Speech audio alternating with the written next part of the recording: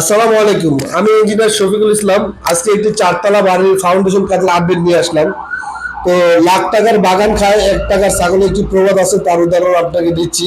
দেখুন, সাইডে গিয়ে দেখতে পারি কন্ট্রাক্টর আপনার সিসির মধ্যে সোলিং ব্যবহার করছে, তার কাজের সুবিধার্থে সে তাড়াতাড়ি ঢালাই দিতে পারবে এবং সে আরসিসি ব্লক ব্যবহার করে নেই বলে সেটা করলে হয় না করলে হয়, যেটা মিস্ত্রির উত্তর ছিল। তখন আমি বললাম, কে আমাকে শিখিয়েছে? তখন সে একজন ইঞ্জিনিয়ার নাম বলে, খুবই গণ্যমান্য একজন ইঞ্জিনিয়ার। আমি বলি তাকে ফোন দাও।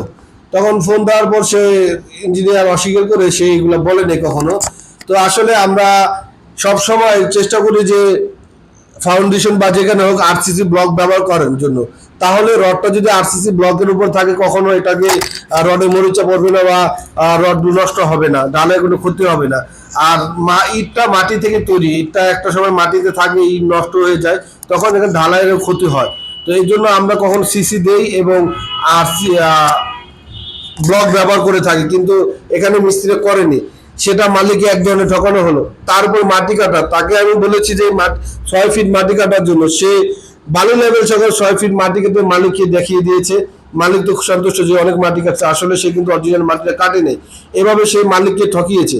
তো এখানে আবার ঢালাইয়ের আগে তাকে দিয়ে এগুলো ঠিক করে এলাম। আসলে এই ভিডিও করার উদ্দেশ্য মালিক পক্ষকে বুঝতে হবে যে আপনার কাজটা কিভাবে সঠিক হচ্ছে কিনা সেটা কিভাবে বুঝবেন। তাই একজন ইঞ্জিনিয়ারের পরামর্শ বাড়ি করেন, তাহলে আপনি বুঝতে পারবেন যে আপনার কাজটি কতটুকু মিস্ত্রি বা কন্ট্রাক্টর সঠিকভাবে করতেছে।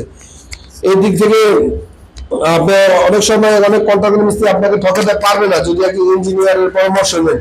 তাই আমি বারবার করে বলি, বাড়ি করতেছে অনেক টাকা খরচ করে, একজন ইঞ্জিনিয়ারের পরামর্শ নিন।